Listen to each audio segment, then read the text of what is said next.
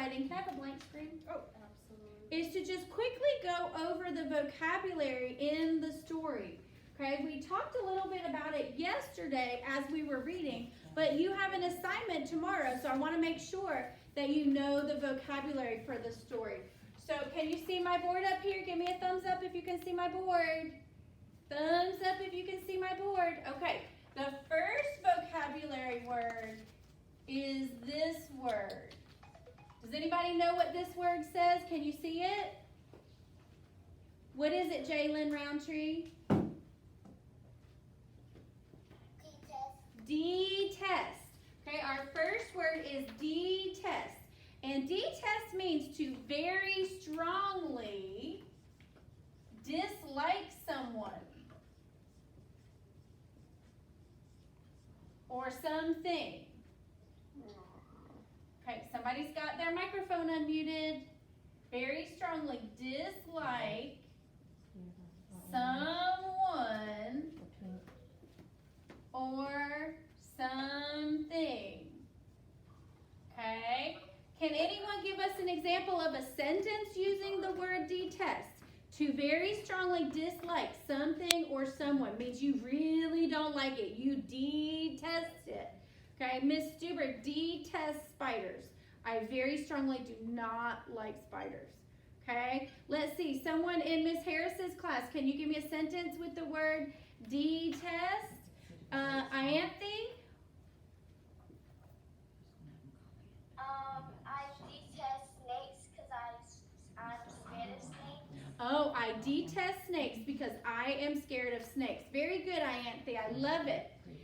Let's see. One more. Brooklyn in Miss Turnage's class. Brooklyn? I detest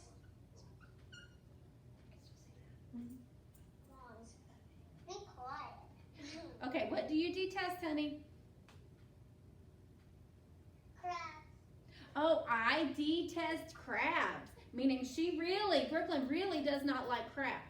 Maybe she's afraid they're going to pinch her toes. Right? Crabs at the beach. Maybe she's afraid they're going to pinch her toes. So she detests them. She really does not like them. Okay? Very good. The next vocabulary word is impressive.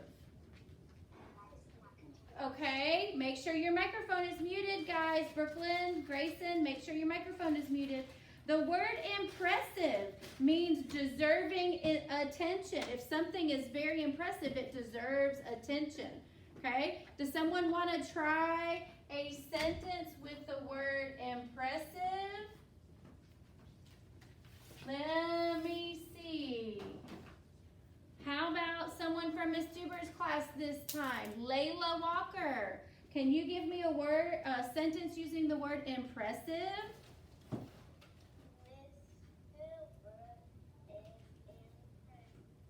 Miss Stuber is impressive. A plus for today for Layla. Woo, star student. That was sweet. Thank you, Layla. Let's do one more. Miss Harris's group. Let's see, Jade. Can you give me a sentence using the word impressive? I'm impressive with playing with my own toys. Oh, she's impressed playing with her own toys. Okay, maybe she really likes those toys. Okay, very good. The next sentence is, or the next vocabulary word is reside. Okay, the word reside means to live in a particular place. So it's to live in a particular place. I feel like Miss Stuber resides at Meadow Lane Elementary because I'm here working all the time. I feel like I live here. Can someone in Miss Turnage's class give me a sentence with the word reside? Evie, can you give me a sentence? I reside the base housing, like the home office with the arcade and all that fun stuff. Okay, so you live on base, Evie? Yes. Remember, reside is a place, a particular place where you live, okay? So she resides on base, Okay, on the Air Force Base. Very good, Evie. Let's do one more sentence with the word reside. Miss Stuber's class, who's got a sentence with the word reside? Dario, let's hear it, buddy.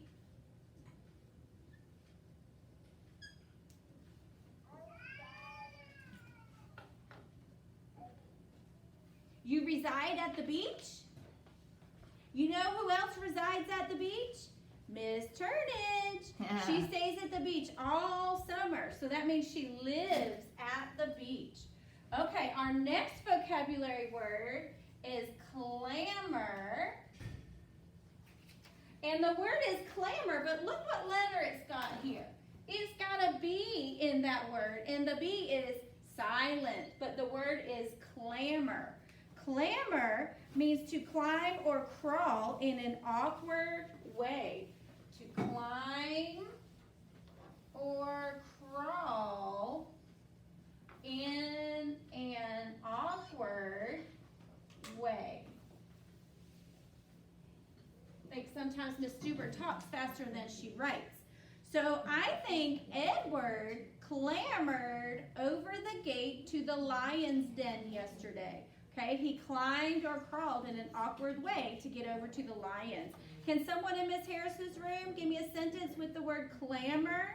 Remember, it means to climb or crawl in an awkward way. Ryan, let's hear your sentence. What does awkward mean? Awkward? Oh, awkward means like in a funny way, like not a normal way. If something is awkward, it's not normal. So,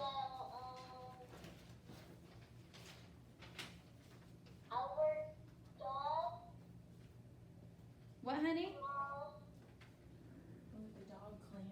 The The dog clamored. dog clambered into the doghouse. Could the dog clamber into the doghouse? Could he climb or crawl in an awkward way into the doghouse? Very good, Ryan. Good job. And the last vocabulary word, I bet you all know this word. Can anybody see it? Number 5 is this word, S-H-Y. What word is that? Nevaeh, do you know what word that is? S-H-Y. Can you see it on my board? What is it, honey? What does S-H-Y spell? I. Shy. Right. Shy is to feel nervous. Okay, you might feel nervous about meeting or talking to people. About meeting or talking to people.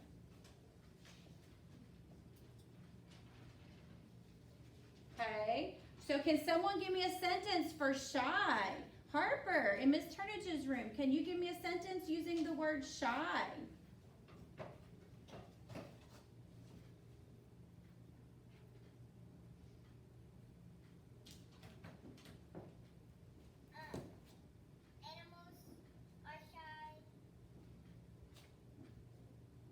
Animals are shy, especially when people come up to them and we're very loud. So maybe animals are shy. Very good. Okay, so those are our vocabulary words. And if you hear one of those words while we're reading the story today, I want you to give me a thumbs up. Okay, if you hear one of those words while we're reading the story, I want you to give me a thumbs up. Remember, our vocabulary words were detest, meaning very strongly dislike someone or something. Impressive, meaning it deserves attention. It's amazing. It's impressive. Reside is to live in a particular place. Clamor is to climb or crawl in an awkward way. And shy is to feel nervous about meeting or talking to people. Okay, yesterday in reading, I showed you the story, Edward the Emu, right? And we talked about making a prediction. Does anyone remember what it means to make a prediction? Elise, what does it mean to make a prediction? Elise? You gotta unmute, honey. Unmute. What? Guess what the story's gonna be about. That's right. Or what's gonna happen next in the story. Okay, I don't know if you can see my anchor chart here. It's how to make a prediction. So you can make a prediction before you read the story. Okay, look at the title and the illustrations in the book. Okay, if you look at the title of a book and the pictures or the illustrations, you can guess what you think the story's going to be about, right? During reading, as you read the story, boys and girls, you can use the text clues and the illustrations to guess what is going to happen next. And we did that yesterday. And part of your homework last night was to write what you think is going to happen next. We know that Edward the emu was going to the snakes, and he was pretending to be a snake. So we were writing predictions about what we thought was going to happen next. And I left you, that was a cliffhanger. I left you wondering what was going to happen next. We're going to read that story today and find out. But after you read, once you've made all these predictions, you want to go ahead and read, because readers, good readers, read to find out what's happening next. But once you're done reading, okay, you need to ask yourself, use your reader brain and really think, were your predictions correct? Did you confirm or adjust how you were thinking? Okay, did you have to change your prediction at all? Because of something that happened in the story, okay? All right, so we're gonna reread. Good readers reread stories. And sometimes Miss Stuber rereads a story 3 or 4 times. And usually I find something that I didn't see the first time I read it. So I want you to be good listeners, okay? Everybody put your listening ears on. Can you put your listening ears on? Let me see. Listening ears. All right, I see Miss Turnage's class has listening ears. Good job. Miss Stuber's class has listening ears, and so does Miss Harris's. I'm proud of you guys. Good job. All right, so this is Edward the Emu by Sheena Knowles. Okay, here we go. Here's Edward. Edward the Emu was sick of the zoo. There was nowhere to go. There was nothing to do. And compared to the seals that lived right next door, well, being an emu was frankly a bore. So Edward's feeling how? How is he feeling, friends? How is he feeling, Grayson?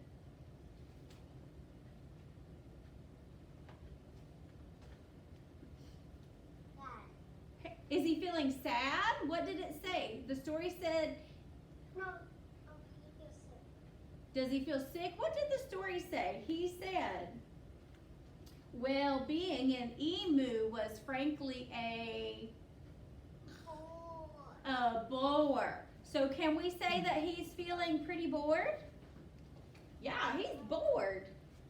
Okay, give me a thumbs up if you've ever felt bored before. I know Miss Stuber has felt bored before, and I had to find something exciting to do to keep me from being bored. So that night, when the zookeeper went home to bed, Edward jumped from his pen and he laughed as he said, "The seals are the best. Anybody can tell. So tomorrow, I'll just be a seal as well." So in order to keep from being bored, tomorrow Edward's going to do what? Let's see. Lily, what's Edward going to do tomorrow?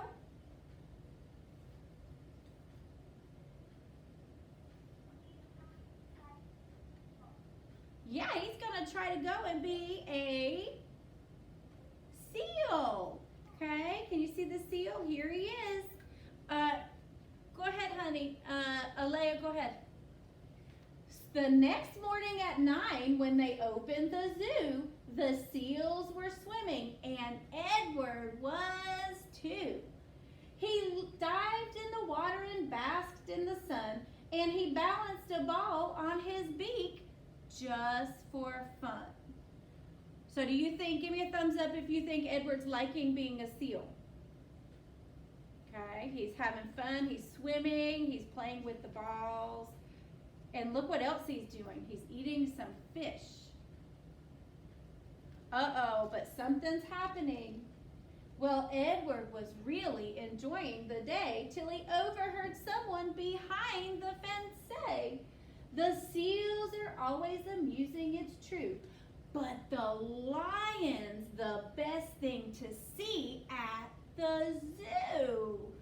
So Miss Harris's class, what do you think Edward's going to do next? Tashaya, what do you think Edward's going to do next?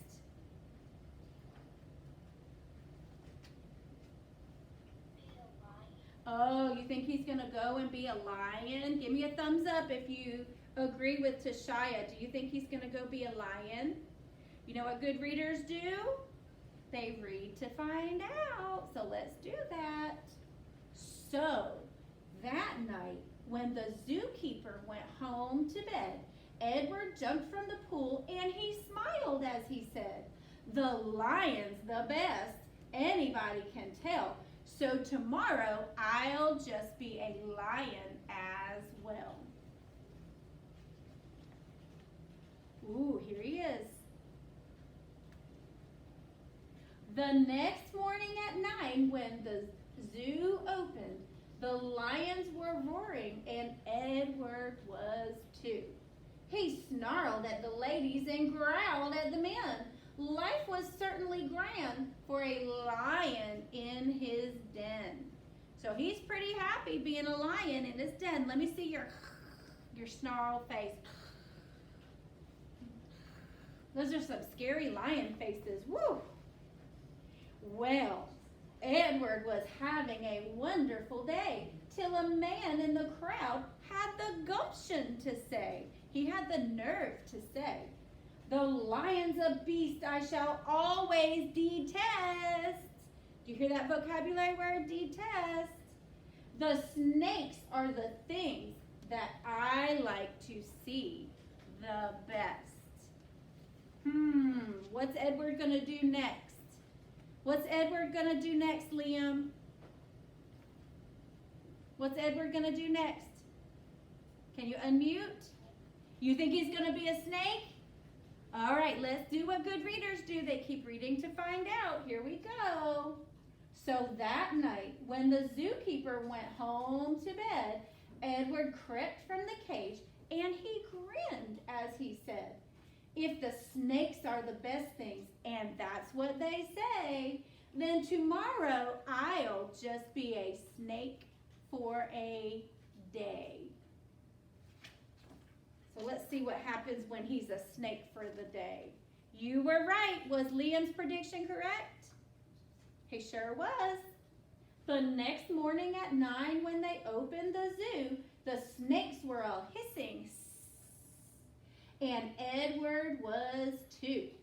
He slipped round the rocks. It was magic to see. Then he curled himself casually up round a tree. So here he is. Let me see your hissing face. Good job. You all look like some snakes, I'm telling you. Well, Edward was just warming up for the day when he overheard one of his visitors say, what do you think the visitor is going to say? Let's make a prediction. Let me see. How about Kamora? What do you think the visitor is going to say? The emus are the best. Oh, she thinks the visitor is going to say the emus are the best. Let's see, Chloe, what do you think the visitor is going to say? Unmute your mic. What do you think the visitor is going to say? Let's make a prediction.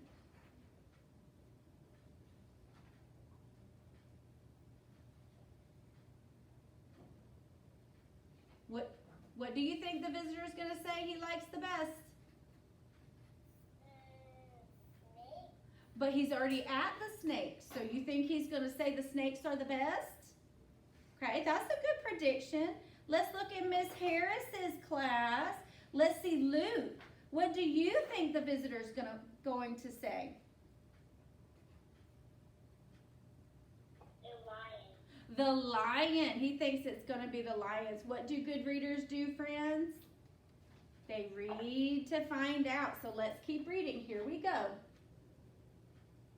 Well, Edward was just warming up for the day when he overheard one of the visitors say, "The snakes are impressive. I know that it's true, but the emu's by far the best thing at the zoo." Who was the best thing at the zoo? According to this visitor, Henley?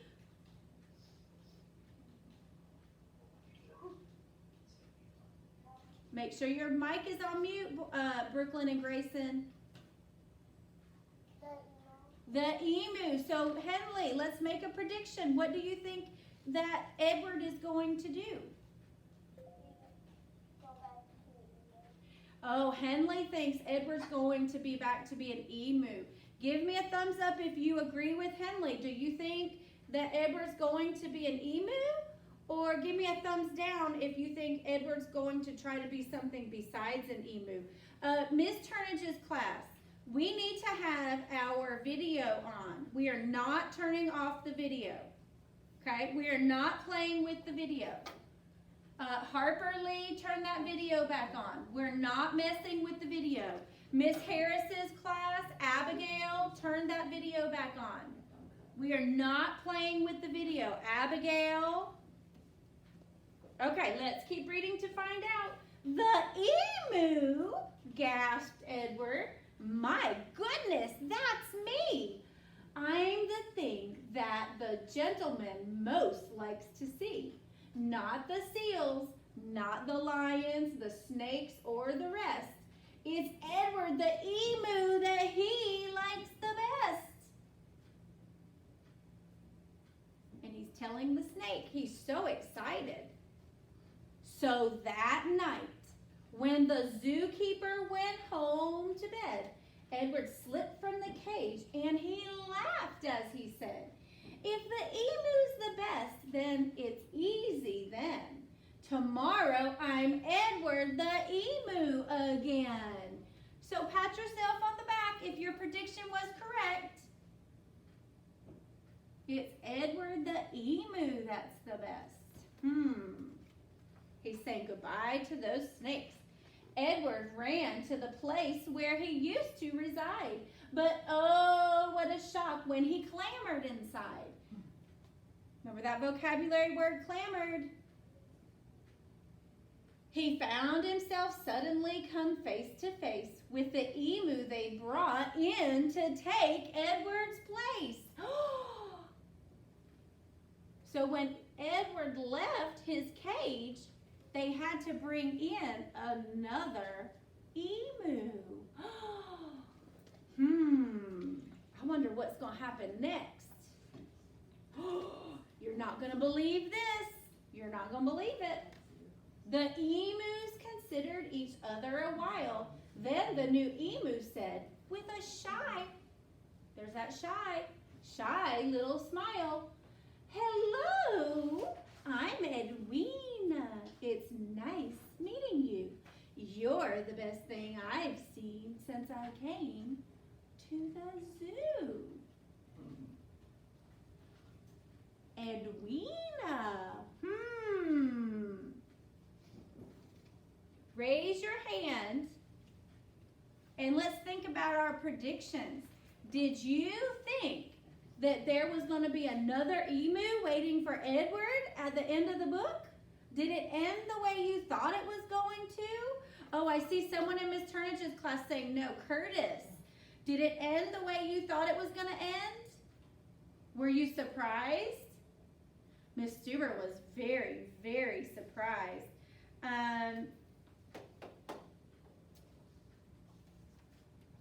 Give me a thumbs up if you enjoyed Edward the Emu. Okay, remember, I enjoyed it too. That was a very good story. Remember that as you're reading a book, good readers always make predictions. They make them before they read using the title and the illustrations. They make them during their reading as they're reading the story. And they check to see if their predictions are correct. And then they, after the reading, they think about the predictions they made. Did they have to change what they thought about the story? I know Miss Stuber did not expect to see Edwina there.